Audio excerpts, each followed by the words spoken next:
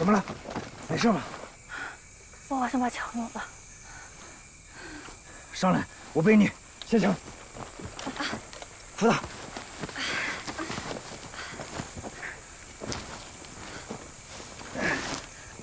走。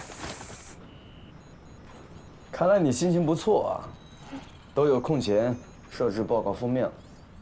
其实这一次行动，单从技术上来说难度并不大，难就难在获取信息以及达成有效的欺骗上。是啊，我们现在万事俱备，只欠东风。放心吧，洪班长可以完成这次行动。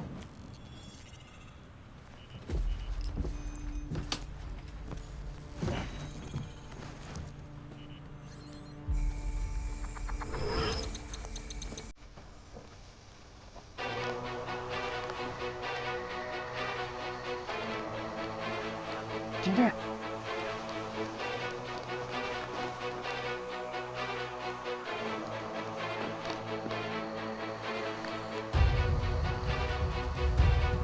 冷静。是。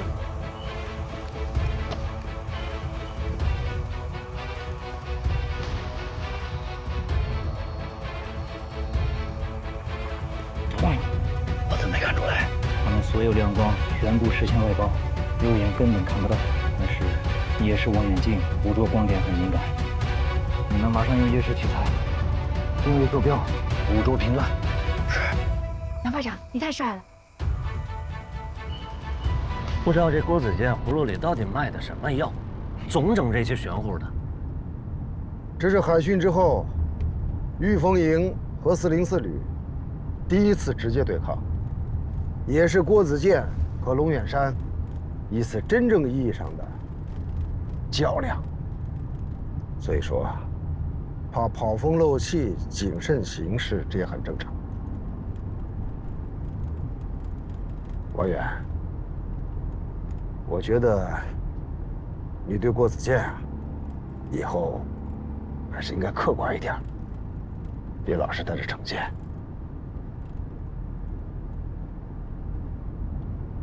邹副旅长，这海训之后啊，我觉得您变了。哪方面？对我们这些老下属的态度变了。你和江胜强是我一手带出来的兵，我很了解你们，就像自己的孩子一样。以前有些放纵，自身要求也不是很高，但是从长远来说，也可能是害了你们。王远，我希望你们以后都把精力放在工作上。您今天这是怎么了？这郭子健又给你灌迷魂药了？等演习结束吧，咱们找个时间好好聊聊。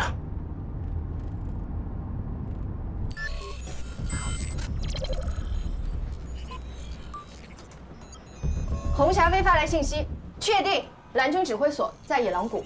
好。御风营全营注意，正式启动迪安娜行动。是。报告，红军指挥所出现了。位置确定了吗？暂时不确定，但可以判断其位置已经发生了改变。想要跟我决一死战，他得有本钱才行啊！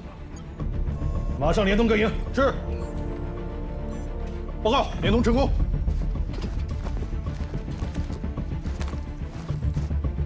各营注意，我是龙远山。红军预备队与原有残余兵力会合后，很有可能发起垂死挣扎，力图挽回败局。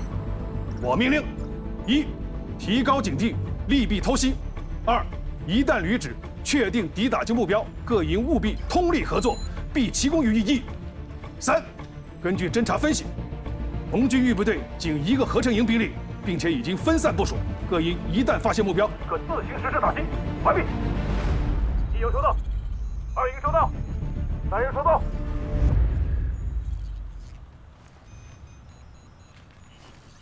别着急，好戏还在后头。排长，前面发现蓝军的侦察队朝这边过来了。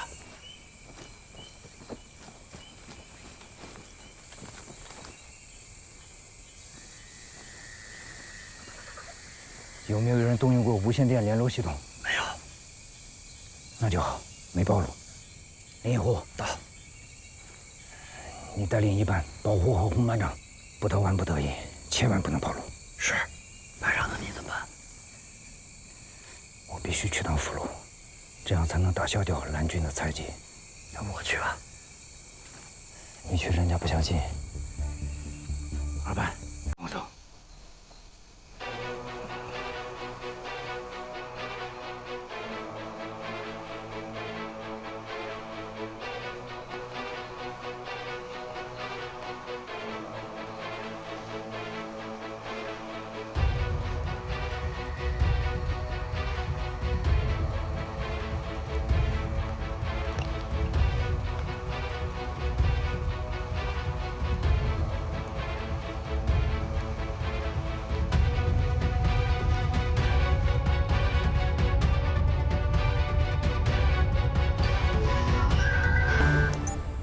乾坤大挪移准备完毕。一营到。命令，经确认，红军预备队主力位于385栋方里阁。此区域作战，你营位置最佳，迅速组织重火力，以饱和式炮。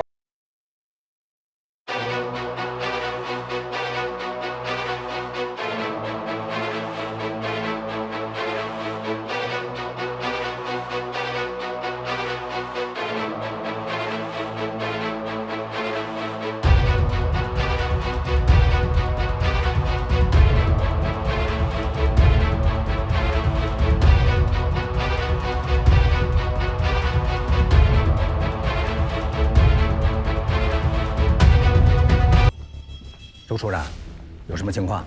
开战了，刚才全是龙远山在发布打击指令，而且坐标点非常精确。红军有什么动静？我们一直盯着的，刚才红军有了一点信号，但是现在恢复静默。张教授啊，你上了趟厕所，凑合一场好戏呀，是吗？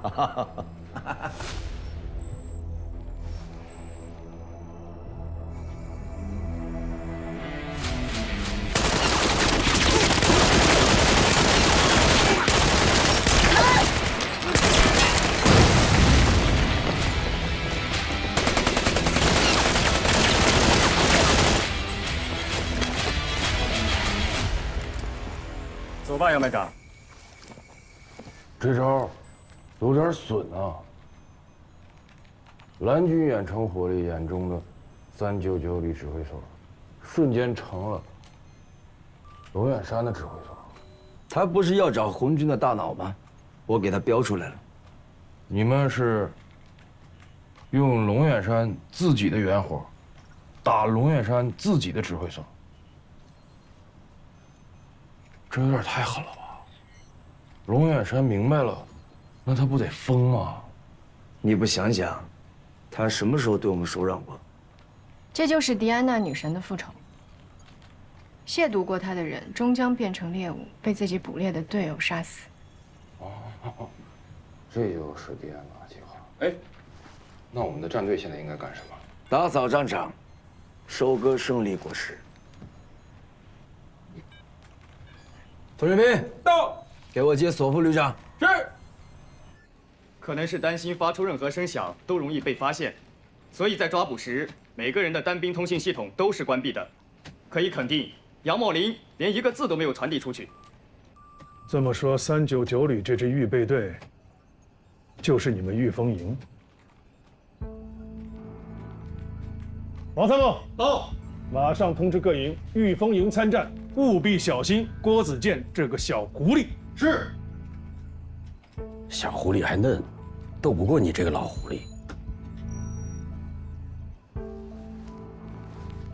你没听说过乱拳打死老师傅这个故事啊？啊？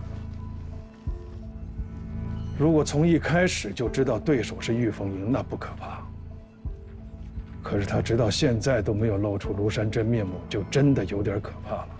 不知情、无觉察、没应对，才是最危险的境地。说说吧，你小子是怎么摸到这儿的？首长，我知道的和你知道的一样多。滚蛋，滚蛋，弄走，弄走！看见他就烦，那兔崽子过年过节连个电话都没有。倒是给我打了，应该给我爷打了，我没接着。我同意你的建议。野狼谷，野狼谷那不是蓝军的地盘吗？这郭子健又想拿您堵枪眼啊？他是想给我一个找回颜面的机会啊！吴参谋到，从预备队调一个排，乘坐2架作战直升机，全程跟随索夫旅长，去给龙旅长收尸。地面部队已经接近，不用担心安全问题。是。梁参谋到，发起最后攻击。是。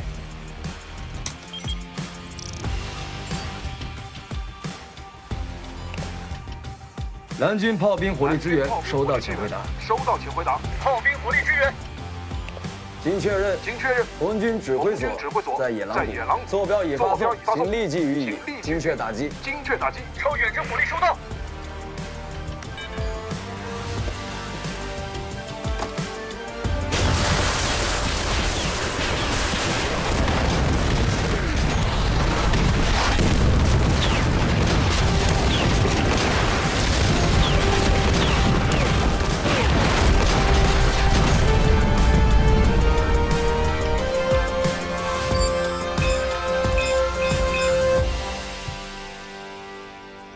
我说老梁，这就完了？你用的是御风营吗？我觉得你随便拉出一个营来啊，今天晚上我没人听个响动啊！不是，首长的命令我哪敢不从啊？这所有的任务都是我亲自下达的。那可就奇了怪了。啊，原来你们俩打的这个主意啊，想让御风营露一手，结果出来了，怎么样？御风营根本就不成熟，远远不具备立体攻防、远程机动、平台作战这样的能力。况且他刚刚从几百公里以外赶回来。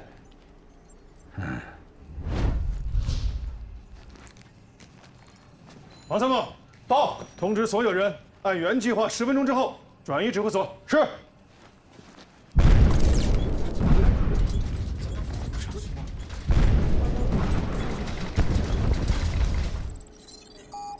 哎，你看，这怎么回事？怎么剧情反转了？不会吧？哼，这御风营翻盘也太诡异了吧！404旅用自己的火力打了自己的指挥部，这怎么可能啊？难道咱们的导条系统也被他们控制了？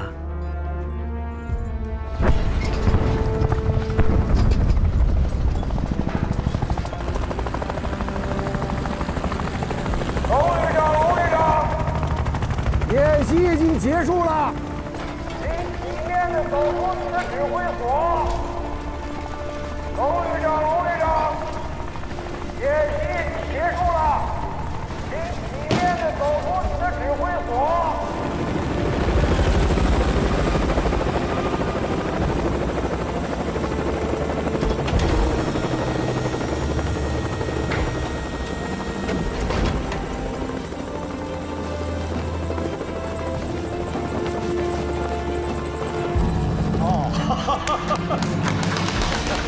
真的。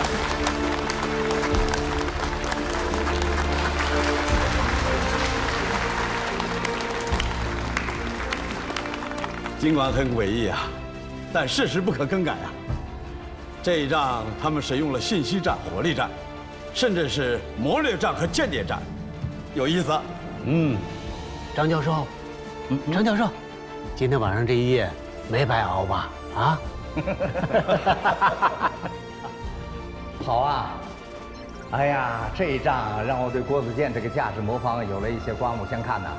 事实充分证明你是对的，未来战斗正向小型化、模块化、智能化、立体化发展，势不可挡啊！老梁，不是你们步子太大，是我老了，太保守了。张教授，过谦了。除了郭子健之外，另一个功臣啊，大功臣，也是您的高徒啊！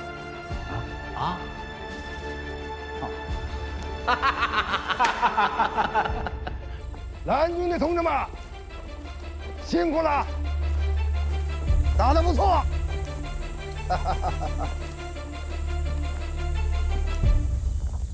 辛苦了，龙旅长。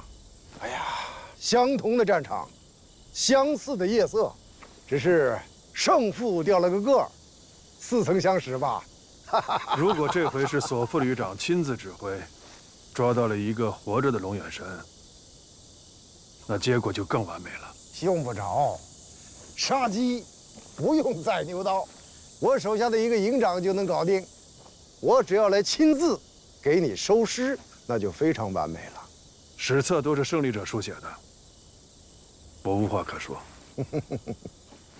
我参谋到，清理战场。是。好了，咱们静待天明。岛条大厅见。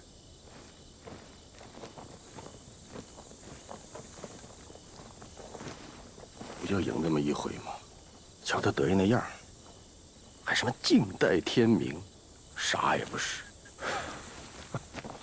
行了，走吧，咱们也去听听看，到底这回咱们输在哪儿了。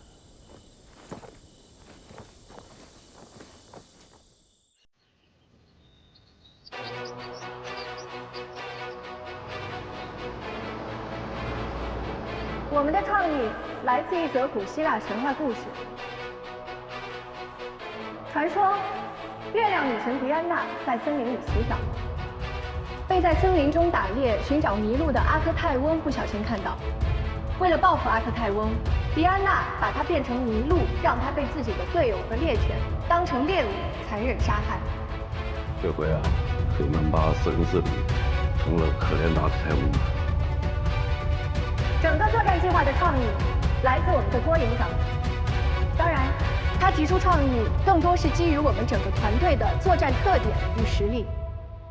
郭营长不止一次阐述，价值魔方的组合始终依据战场实际，所以魔方怎么变化，作战规模是大是小，火力打击是轻是重，人员投入是多是少，武器装备是增是减，全都立足于作战对象以及战场实情。那么，郭子健带领你们实施的这个以青毛攻其盾的战法，它的重要依据是什么？报告首长，我们的创意之所以可以实现，主要是有以下几个条件：一，对手对御风营参战一无所知；二，对手对其自身信息实力极度自信；三，对手对其指挥所位置的设定从无怀疑；四，我方信息平台高度契合；五，我方各作战模块欺骗功能的发挥没有纰漏，这其中也包括了曾梦涵战队一系列指向性误导。六，我方之于对手的通信频率、频段以及切换特点等了如指掌。当然还会有其他的原因，但是这6条是最关键的因素。能结合具体的战例讲一讲吗？是。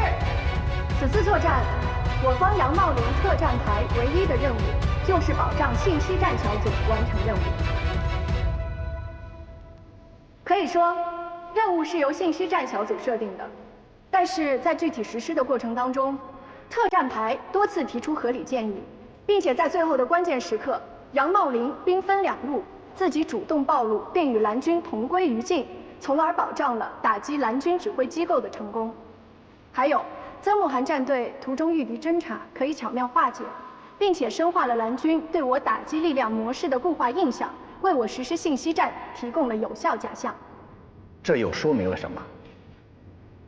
这说明了人的主观能动作用，不管是在昨天、在今天，包括在未来，都有着超出武器装备自身更大的价值潜力。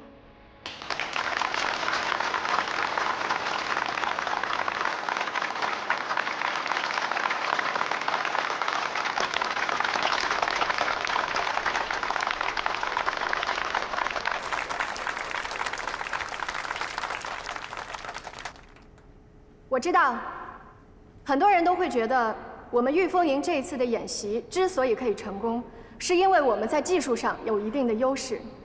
没错，今天我们实施的迪安娜行动，确实是有一些天时地利人和的因素在。但是我们营长一向强调，作战本身就是其政之变。战场形势利于我取巧，不取就是失机；战场形势不利于我，强取便会失势。所以，虽然在技术上我们的确是有一些优势，但是如果没有我们营长独特的创意，并同时指导我们遵循战场的具体变化来实施，那么我们的创意也就只能是一种客观存在，还远远构不成胜利的事实。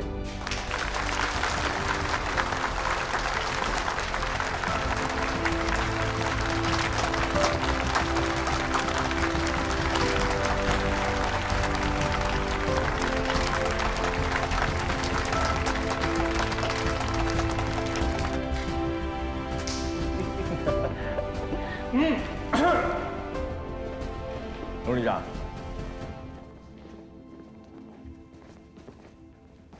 长剑如虹的搭配，果然是名不虚传啊！的确是珠联璧合的黄金搭档，我都有点嫉妒了。如果当初我能把郭子健弄到我那儿去，是不是也能买一送一，得到一个良高餐啊？龙旅长，都是战士们开玩笑，您怎么也跟着起哄啊？这小子鬼心眼多着呢，你得小心点儿。越是聪明的女孩，越容易上这种男人的当。您这是赤裸裸的挑拨离间啊！好了，这次我认输了。沙场点兵，咱们有的是机会，下次再战。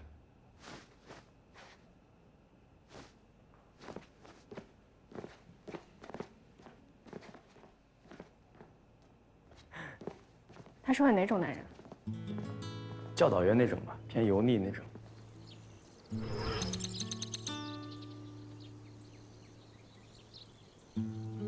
你们两个小滑头啊，今天整这一出，连我都给懵了。网络上有句话怎么说来着？时代要淘汰你的时候，连个招呼都不会给你打。我年轻的时候喜欢拍照片，当时用的是胶卷。过了没几年呢，数码相机出来了，胶卷就被淘汰了。数码相机用了没几年呢，手机又可以拍照了。你瞧瞧，在你寻找敌人的时候，战场已经没了。今天的演习，我就有这样的感慨。首长，您谦虚了。所以人呐，一定要通过不断的学习来提升自己，改造自己，否则的话，只能被时代淘汰。是啊，首长，我个人的感受也很强烈。哦，你也这么感受的？那我们俩是不相上下了。不，首长，这我可不敢当。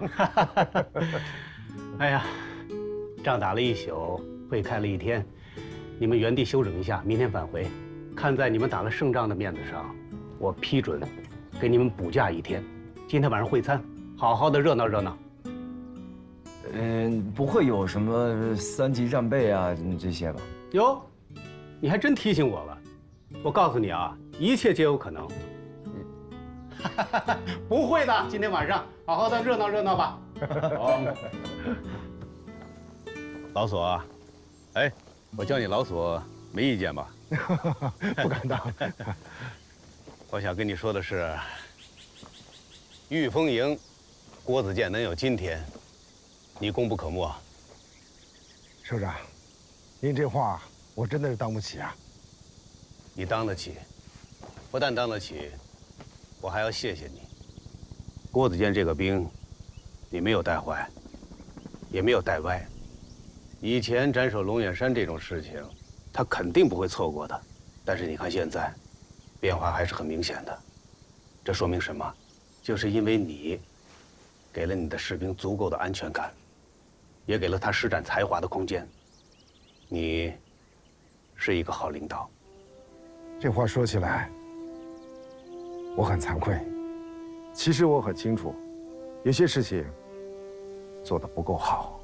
老索啊，我提醒你啊，你还要留下来给自己提升的空间啊！一个人不能总拘泥于过去的遗憾，你要想一想，正因为有过去的遗憾，未来才更趋于完美。懂我说的意思吗？是首长。这次抓到龙远山，我没有想象中那么兴奋，反而有一种失去目标的失落感。为什么这么说啊？我觉得自己能为玉凤营，能为郭子健他们提供的帮助越来越少了。你说的不对，没有你，就没有玉凤营和郭子健的今天。是啊，可是他们的明天呢？老左，我们都是这次军事改革浪潮中的一个小水滴。我理解你的感受，我也明白你想表达什么，但是我不知道该怎么回答你。送你3个字，我们俩共勉：向前看。是首长。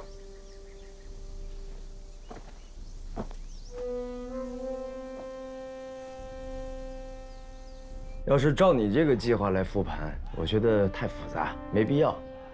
怎么会复杂呢？复盘计划就是应该要做得更加详细一点啊！你看，哟，梁参也在。江营长，来干嘛？有事儿。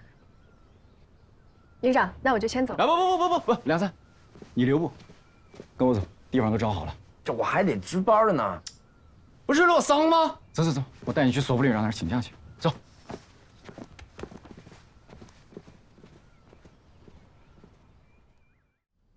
你这无缘无故的请我吃饭，不会是鸿门宴吧？郭子健，没什么无缘无故的事情。自打你到了396旅，咱们俩就不对付，对吧？索福旅长提议，让我跟你聊一聊，聊开了，好开展后面的工作。这顿饭也是他提议的。聊不聊？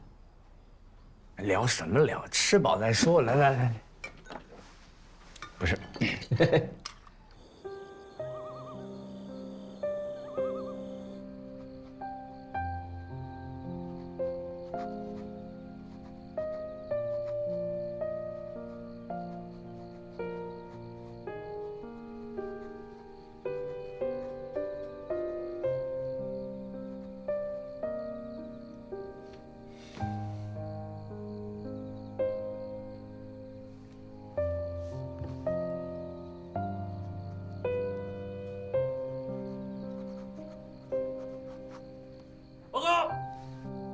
进来。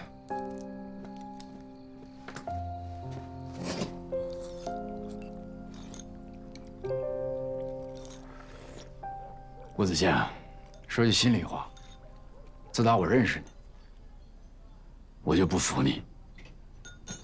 你不服都写在脸上，我看得出来。我能继续说吗？当初就是因为你，我失去了拿到全优学员的资格。我始终不明白，真的我不明白，你为什么要做这种损人不利己的事情？我要是不认真打，把这个调职名额给你双手奉上，这优秀学员你拿的好意思吗？哦，你的认真打，就是策反我的参谋，然后让他毕恭毕敬地带着你进到我的指挥所里边，对我进行斩首，是吗？我谢谢你啊！话说回来，你是怎么策反他的？你现在想起来问这事儿了？就你那个参谋，那小子早就惦记你那个名额了，像个大傻子一样被人卖了，你还不知道呢，还把他当做心腹。就你这样的指挥员，在电视剧里顶多就活1集。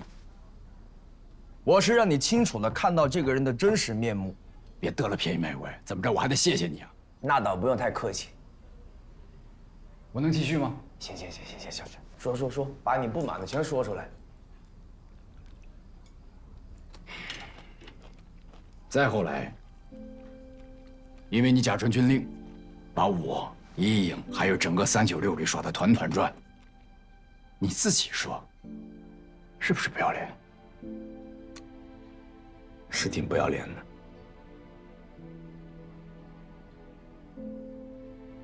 剩下的罪状，我替你说。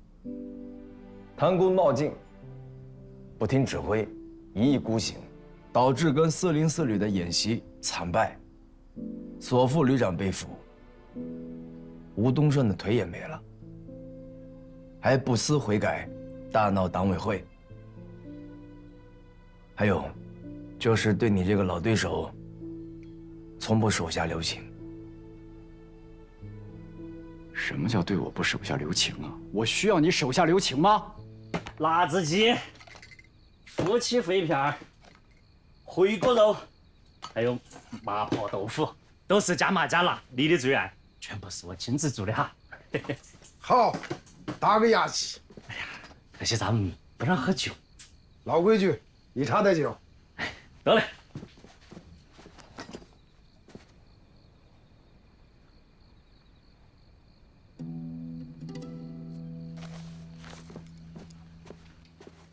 啥子意思啊？家乡的味道。啥子意思啊？别大惊小怪的，坐吧。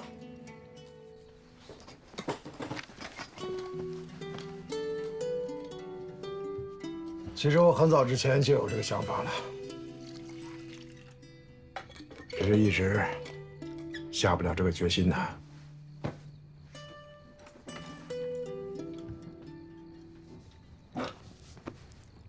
为什么呀？玉凤营现在正在上升期，这次演习又得到了上级领导们一致的好评，您功不可没呀！这么大好的前程等着您呢，这会儿要转业，咋想的？军人的前程是什么？是奉献，是牺牲。新兵的时候我就跟你说过，不记得了？我记得，可是这么多年，我们要做到多少呢？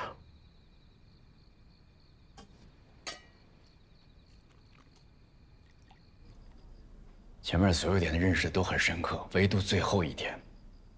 郭子健，你知道吗？我最看不惯你什么？长得比你帅。这不是重点。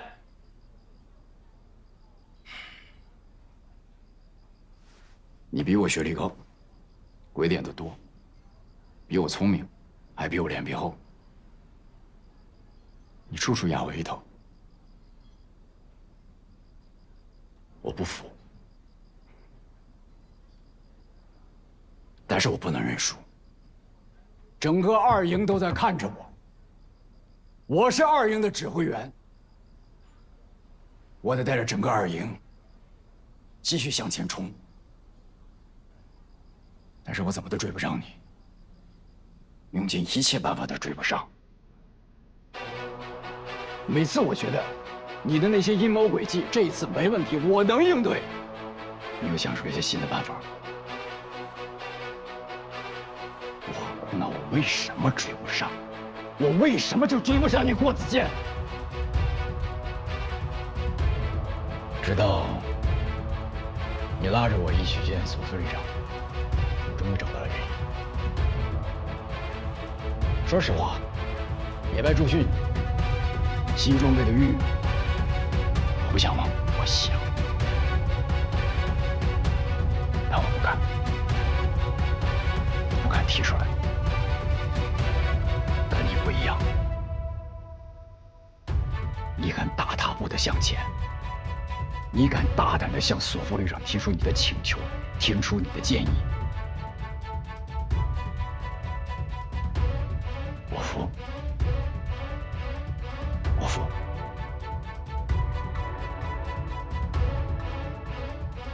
俗话说，兵熊熊一个，将熊熊一窝。我这个2营营长就是缺这份骨气，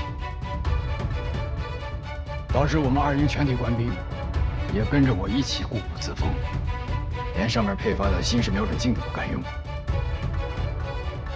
可你们1营不一样，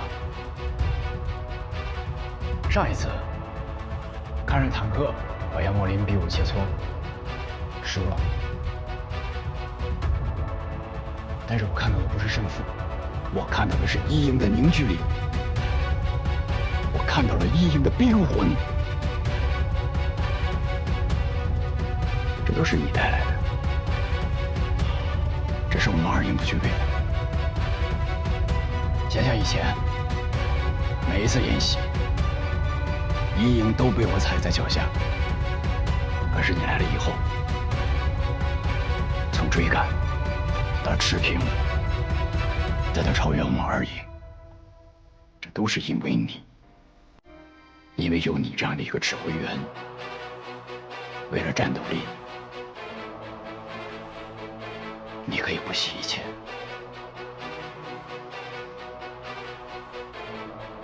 再牛，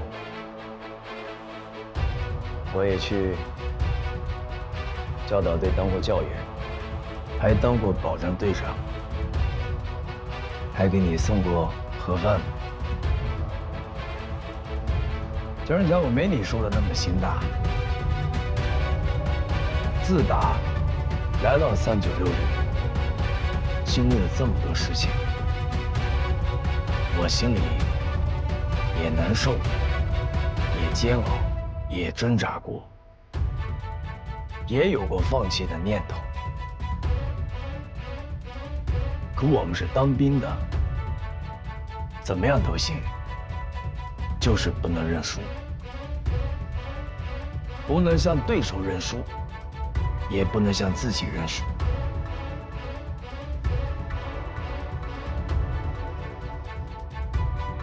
没错，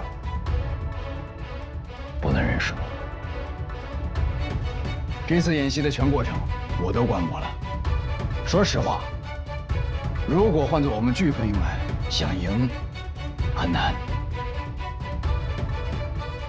我承认，飓风营现在和御风营有差距，但是郭子健，就像你说的，不认输，我绝不会认输，我们2营也不会认输，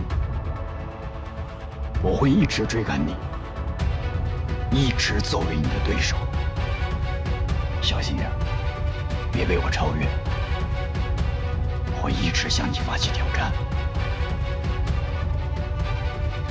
来日方长，我等着你，期待有一天你可以打败我。我们战场论英雄，战场论英雄。问你个事儿，郭子健的举报信是你写的吧？不用否认，信我看过，自始至终都带着你强烈的个人主观色彩，每件事儿都是夸大其词，借题发挥，对吧？我知道，自从郭子健搞砸了我们和步兵学院的演习，你就耿耿于怀，处处跟他作对。我说的没错吧？我夸大其词，难道他就不是装模作样吗？他一来，他啥都对，他啥都懂，他处处都要彰显他个人的聪明才智。他不过就是一个军校教员罢了，难道比我们这些一直在一线干了这么多年的老基层都要明白了？说我不适合当作训科长，难道像他那样就对了？这么贵的装备，那仗还没打呢，就演习的时候恨不得就给弄坏了。还有那吴东胜，这么好的兵，要不是他郭子健思想冒进，那条腿能没吗？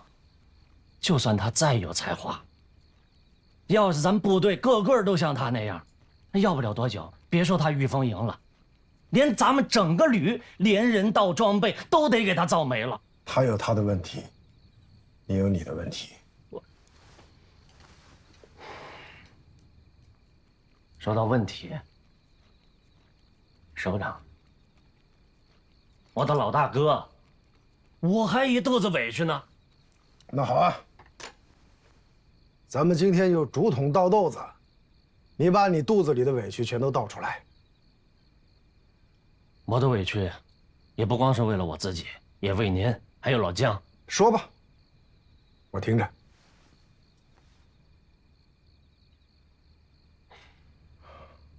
他郭子健没来之前，咱们旅什么样？咱们旅就不是好样的了。那怎么他一来，哪儿都不对了？我好好的作训科科长的位置没了，老姜又比他差多少？好好的主攻营位置也没了。还有您到底还想在副旅长这个位置上坐多久才是个头啊？所以你就写举报信是吧？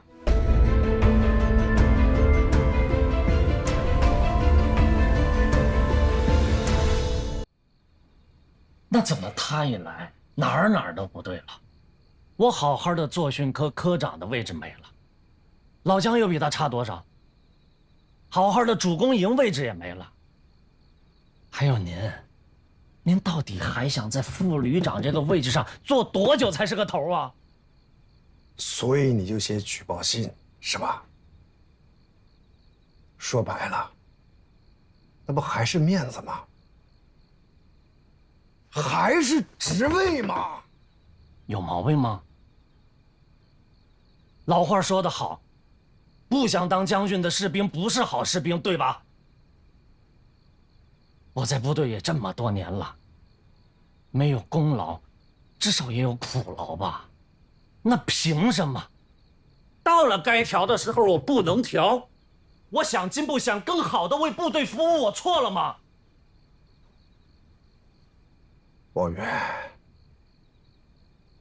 当初调你到管理科的时候，是我提的议，决心下的真难呐。你跟江胜强都是我带出来的兵，我难道不希望你们进步吗？但是我更希望你们是光明正大。正大光明。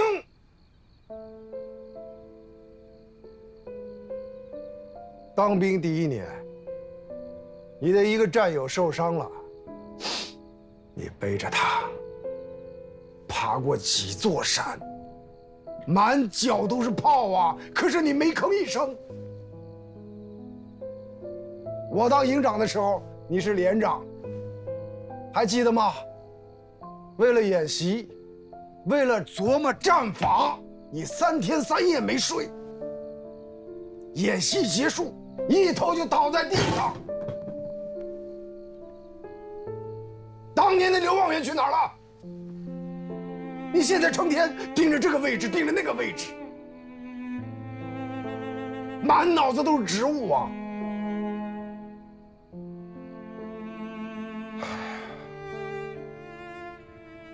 接新兵的时候，我问你们大家，为什么来当兵啊？保家卫国。唯独你给我留下深刻的印象，你的眼神最坚定，最真诚，两个眼睛里充满了对当兵的渴望。今天为什么这样了？你扪心自问呐，你当初当兵就是为了这个吗？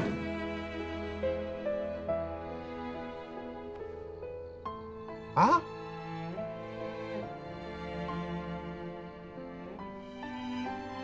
哎呀，说白了，都是我的错呀。这些年走着走着就走歪了，没给你们树个好榜样。行，您说的都对，您说的缺点我都认。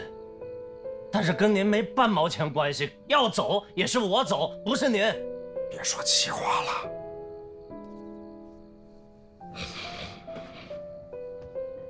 说实话，郭子健来之前，我从来没有认识到自己身上的问题。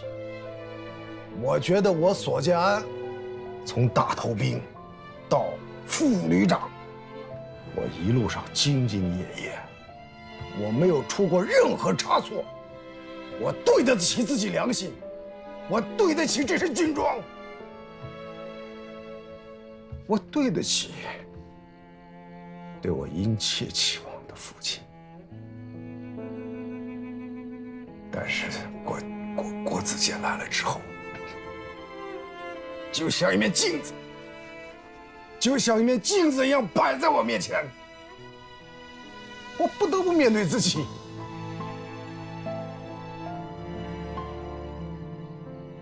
我从来不认为我是一个保守的人，怎么走着走着就落伍了呢？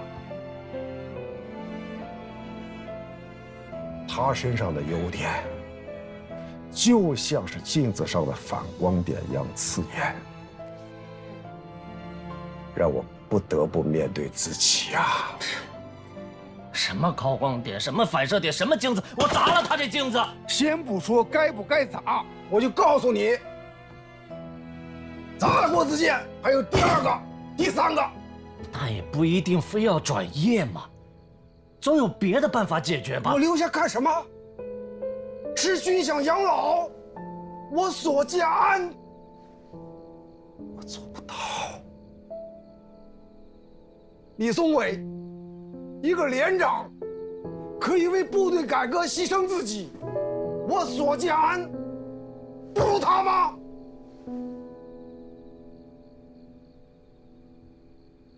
该走了。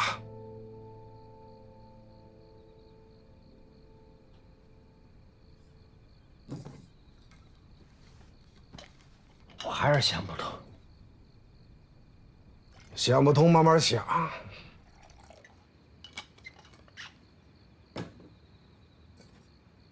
咱们俩以后交心的机会越来越少了。记住我的话，找回从前的自己。我等着。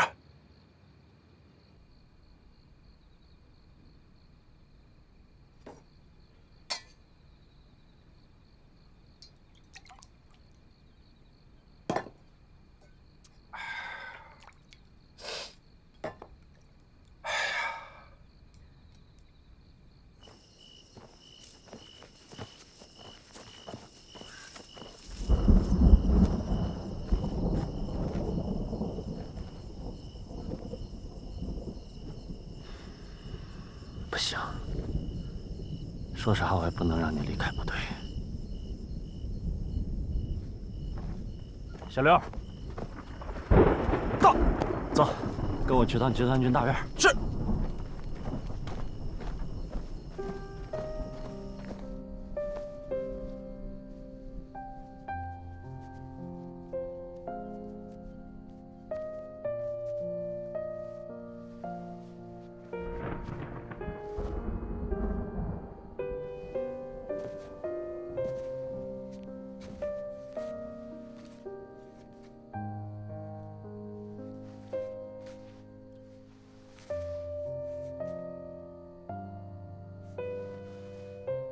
所以人呐，一定要通过不断的学习来提升自己、改造自己，否则的话，只能被时代所淘汰。老左啊，我们都是这次军改浪潮中的一个小水滴，我理解你的感受。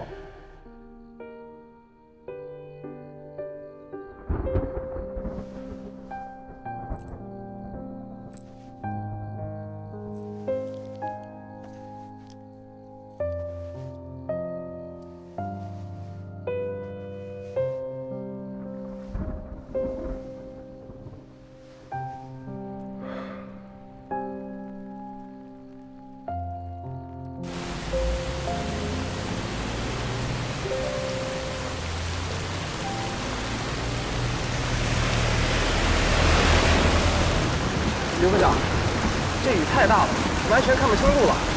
再往前开就有危险了，先找个地儿避避雨吧。是。这天气预报不是说没雨吗？怎么下那么大？我得回去看看。左副队长在，应该没问题。安全问题不能大意，自己盯着比较放心。走，买单。哎，我买过了，走了。左副队长，左副队长，报告，进来。怎么了？左副队长，今天晚上本来报的是没有雨，可现在突然下起了大雨，而且越下越大。现在是不是只有山泥和土堆被冲下来？我担心随时有被泥石流冲击的风险。扫海田呢？教导员正在安排大家转移，让我来通知你也赶紧撤离。哪个分队离山体最近？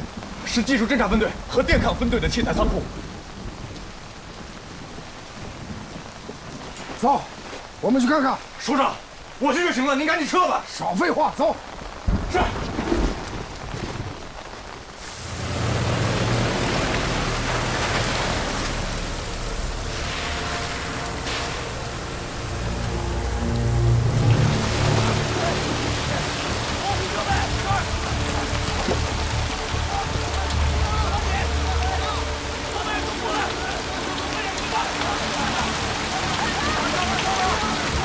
梁子，一环小心点。哎，小心点，小心！大家慢着点。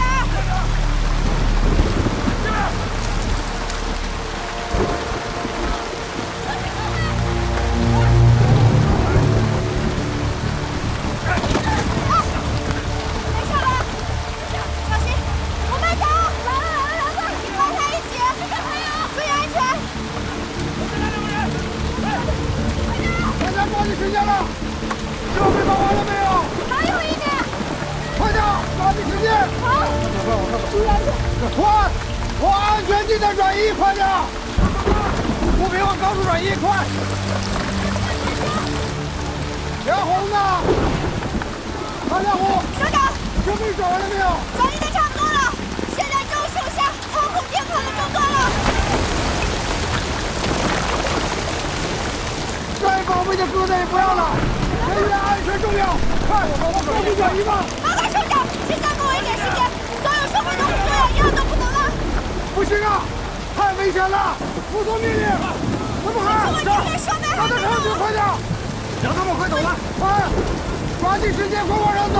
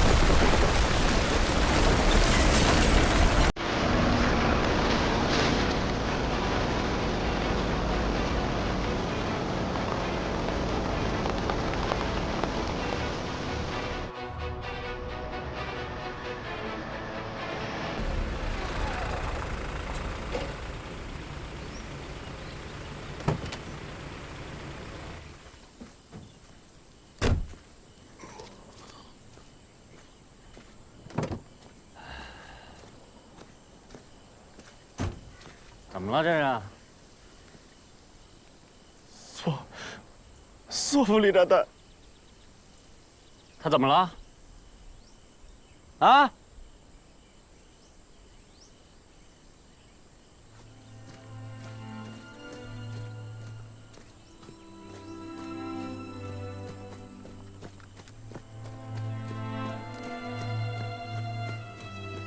去。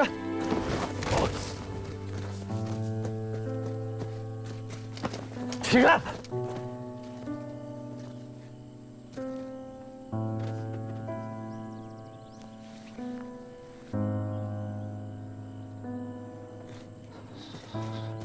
索队长，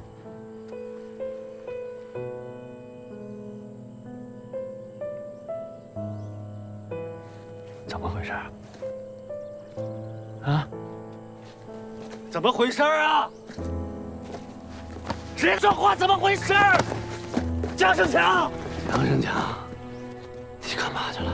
你干嘛去了？你在哪儿？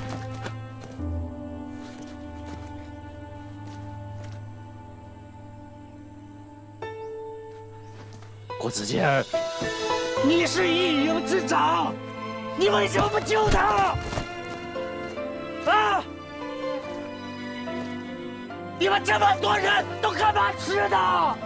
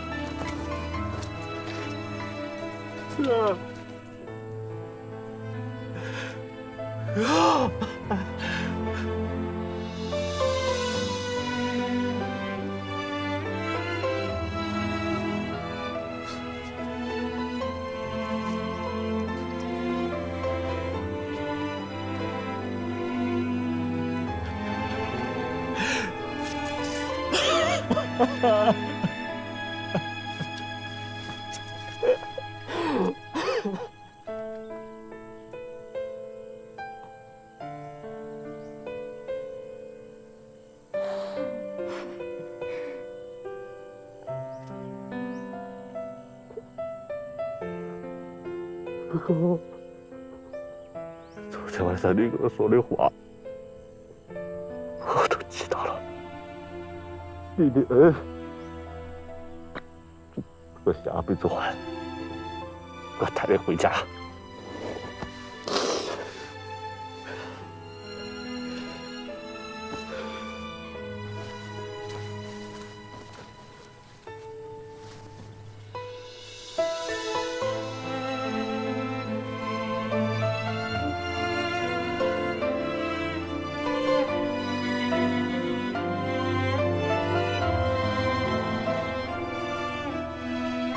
全体都有脱帽，站立！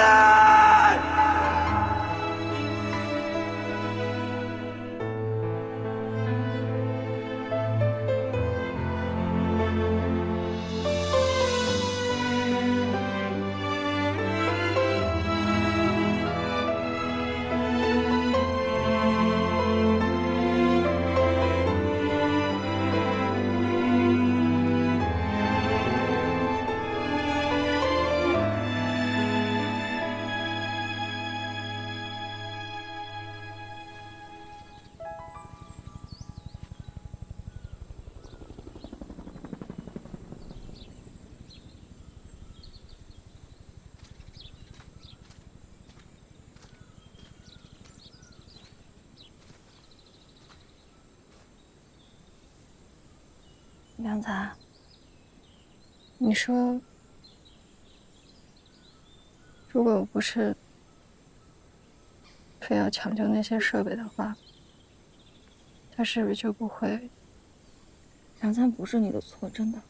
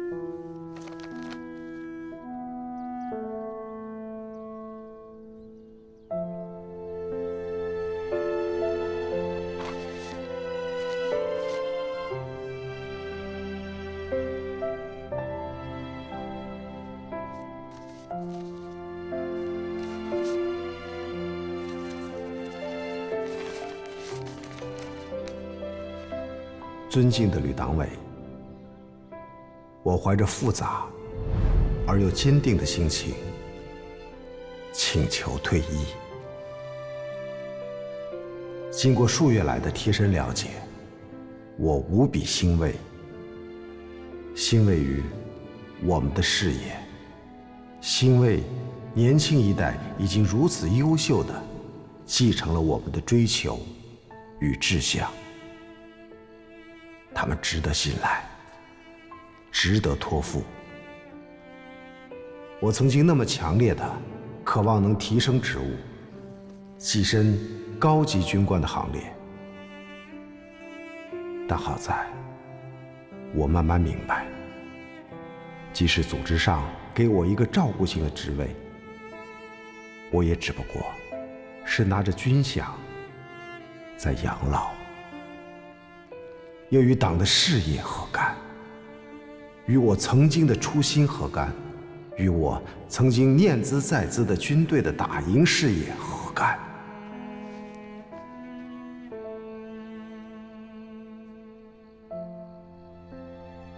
妈，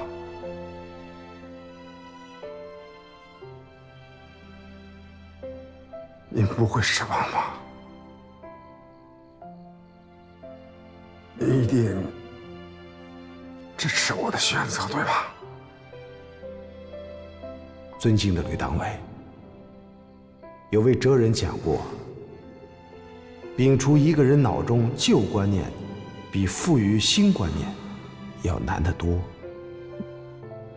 我的有些习惯性思维已经不再适应部队新的形势发展，所以离开并把职位让出来，应该是我当前对部队能做的最大的贡献。请组织批准我的申请。索建安。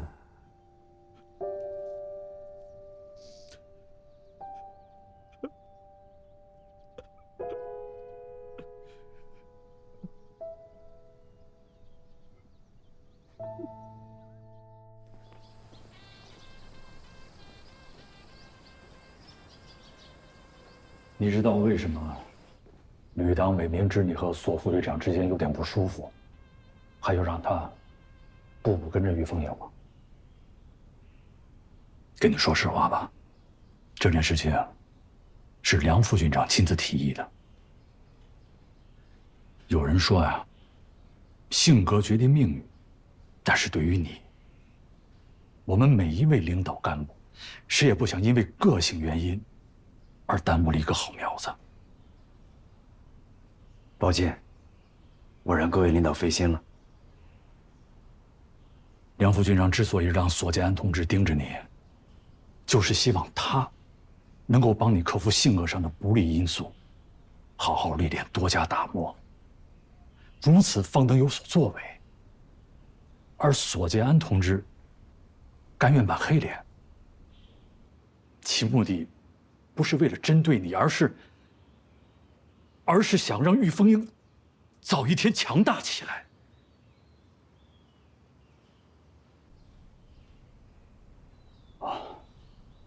说到这里啊，有件事情啊，我必须明确告诉你。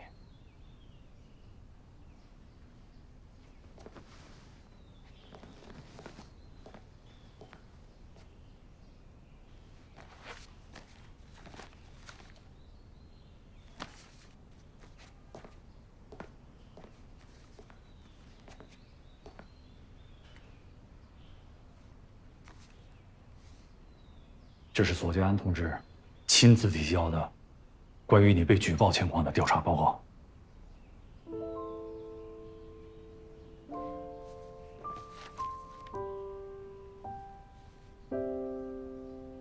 经过全方位调查，我以党性担保，郭子健同志经得起考验，政治上可靠，经济上廉洁，作风正派，团结同志。该同志具有独特而宝贵的创新意识，果决而睿智的指挥才能，虽个性鲜明，但敢于担当。假以时日，一定会成为未来军队建设中难得的优秀人才。郭子健，说实话，恨过我吗？谈不上恨，没关系，放开了说。就是有点不喜欢。好小子，够磊落啊！说实话，我自己都不知道为什么，也不知道从什么时候开始，这自己呀，就变得老气横秋，做起事情来优柔寡断，谨小慎微。那是因为您工作性质不一样，所以肩负的责任也是不一样的。不完全是。你们今天抓住了龙远山，让我眼前一下开阔了。以前很多想不通的事儿也都想通了。人生一世，难得一搏，关键是要选准战场，要挑准位置，否则的话，那就成了和挑战风车的堂吉诃德一样了。梁副军长说得好，时代淘汰人，连招呼都不打。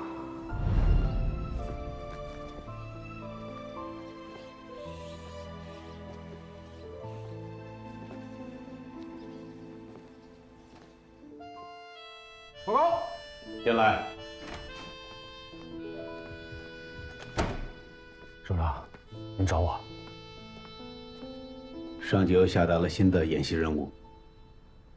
在这个时候？对，这个时候。我知道，索建安同志的事情对大家打击很大，但是这次演习非比寻常。表面上看，只是一场观摩性的演训活动，但实际上，是对我们新制作战力量战场适应性的一次实战化综合检验。看来御风营是骡子是马，这回是真要在全军面前拿出来溜溜了。没错，而且是在陆军总部的领导和各位专家面前溜。我还听说，新装备的一些合作单位也接到了邀请。总之，排场不小。首长，我有点担心呢。从郭子健到梁红，包括江胜强，现在的状态都不是很好。我知道，面对战友的生死，很难跨过去的一道坎儿。不光他们几个，刘望远同志的情绪也很不对。但是，大战在即，这个事不能耽搁，马上解决。是，我会找老康好好研究研究，争取尽快落实。去吧。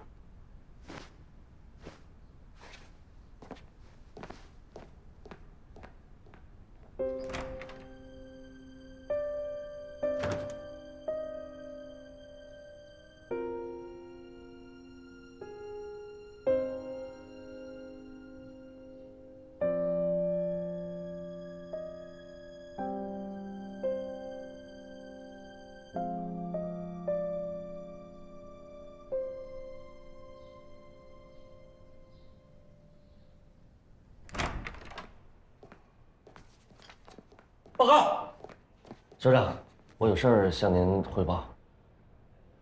进来，过来吧。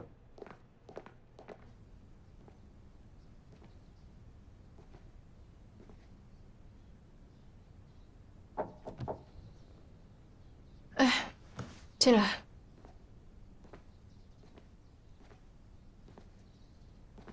还没写完。对不起，我又走神了。又一晚没睡，根本睡不着。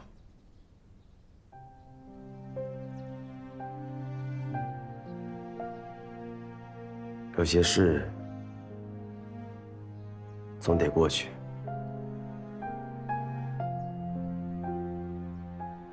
你哪里过去了吧？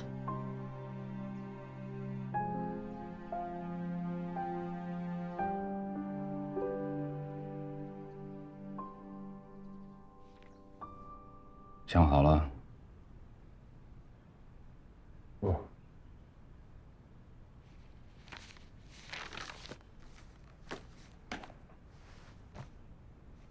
其实，左建安同志在你调职之后，曾经给我提交过一份材料，上面详细的阐述了他对你的一些看法。他说，其实你是一个素质很全面的同志，你的优势不仅仅体现在行政和后勤管理工作上，在军事上，你也会有更大的提升空间。虽然现在有很多不足，但你很年轻，有潜力。他希望我们旅党委可以给你一个全面考察的机会。他希望你可以发展得更好。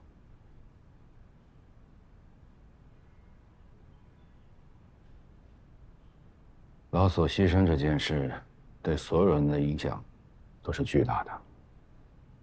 但是，我希望你可以尽快地走出阴影。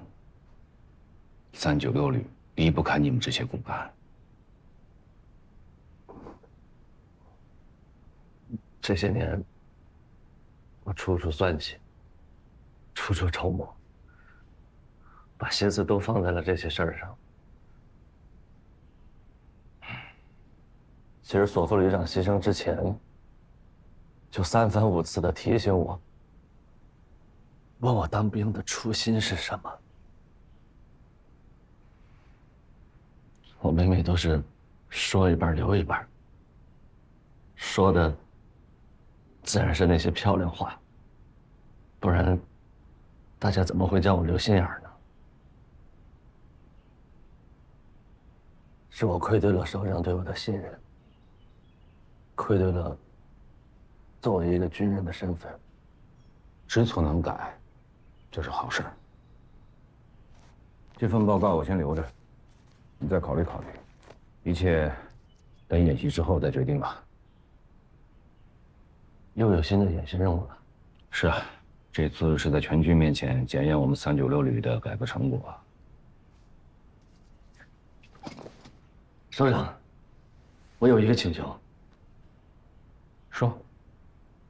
我想参加这次演习，以一个普通战士的身份。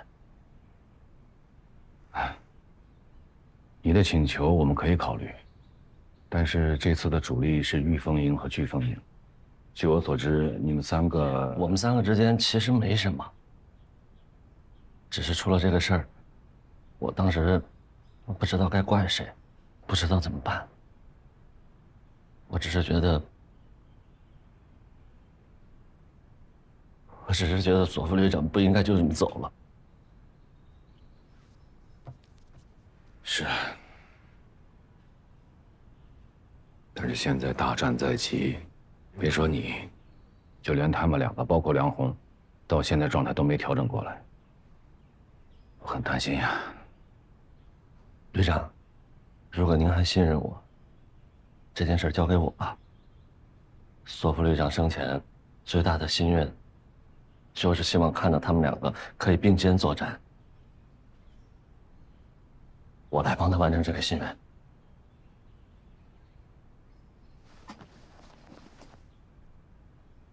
我相信，索副旅长不会看错你。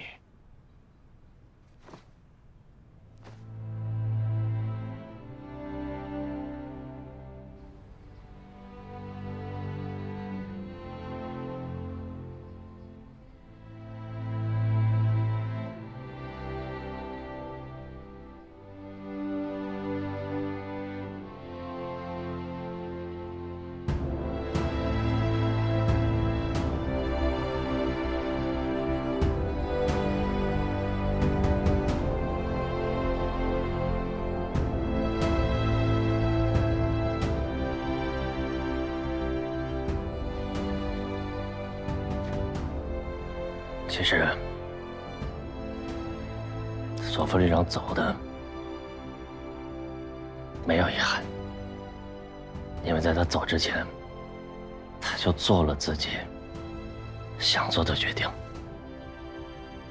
就算这个事儿再发生一次，我敢负责任的担保，即便他知道结果，他依然会冲上去。这就是我敬爱的大哥。但是比悲伤更有勇气的是面对，对吧？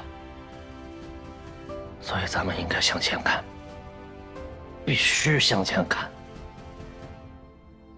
我离我远之前做了很多不靠谱的事儿，但我现在知道我以后该做什么，怎么做了。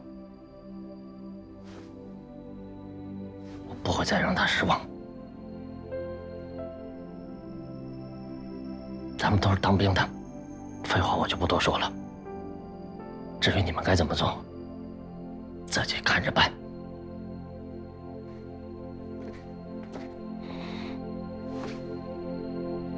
经理，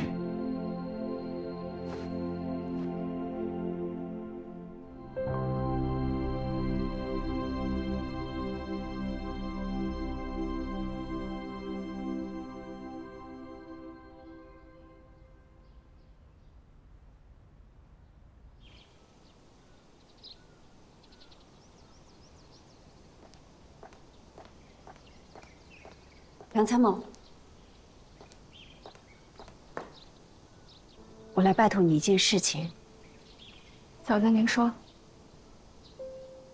我想去老所办公室收拾一下他的东西，你能陪我吗？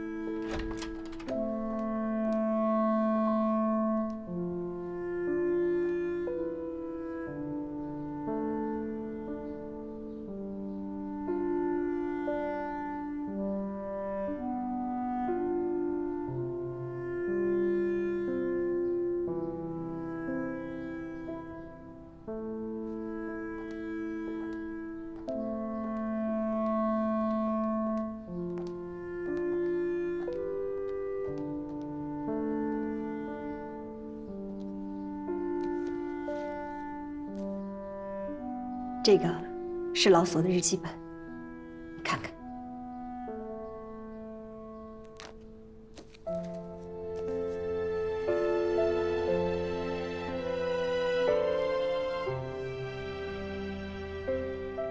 这张照片是老所家乡的烈士陵园。他小的时候，每年清明，他父亲都会带他去祭拜，给烈士献鲜花。后来等他当兵了，每年探亲路过，他都会去祭拜。这在他日记里都写了。那一刻，我突然有一个梦想：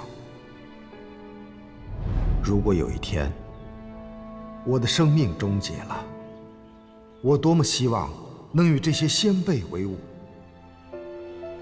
是的，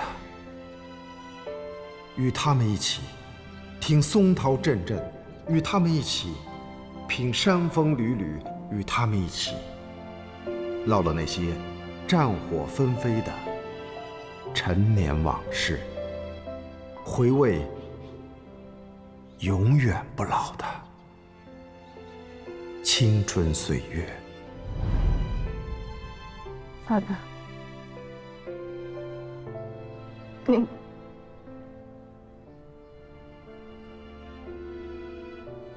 您不怪我吗？老所说过，从他当兵的那天起，他就做好了随时牺牲的准备。我听康政委说了，你是个优秀的姑娘，老所未尽的事业由你来继承。相信他会安息的。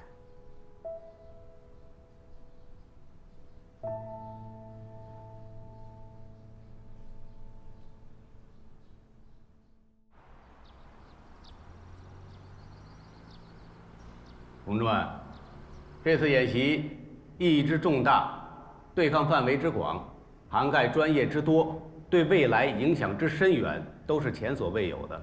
上级机关还特意协调了海军联合参演。让我百思不得其解的是，至今为止，我们还没有发现这次演习的要点在哪里。我想告诉你们的就是，你们这次面对的对手，他们使用的作战模式，教科书上查不到。所以呢，你们之前做好的3套作战方案，我宣布全部作废，给你们1周的时间拿出一套新的作战方案来。别一个一个愁眉苦脸的，有本事的话拿出来让我瞧瞧。